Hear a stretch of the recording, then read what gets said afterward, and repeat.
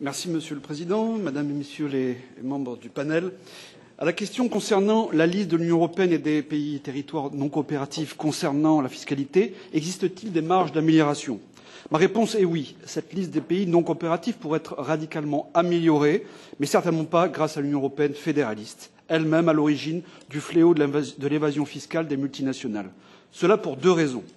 Premièrement, la source principale de l'hémorragie fiscale se situe à l'intérieur de l'Union à cause de la libre circulation totale des capitaux autorisée par l'article 63 du traité de l'Union européenne et aussi la construction de l'harmonisation des droits de société par l'Union européenne.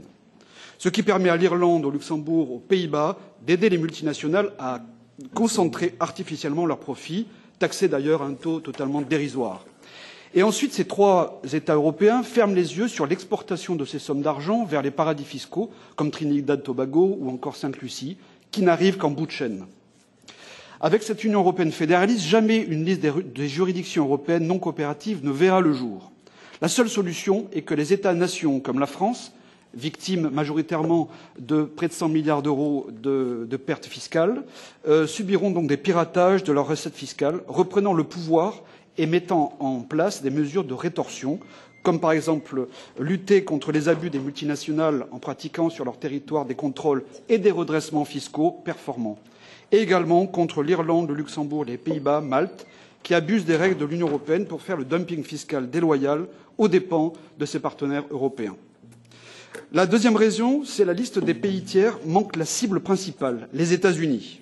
Dans un contexte de volonté de transparence fiscale mondiale, les États-Unis cultivent l'opacité fiscale pour rester toujours une place financière offshore. Les États-Unis sont en effet le seul pays de l'OCDE à avoir refusé de s'engager au reporting commun et à l'échange automatique d'informations.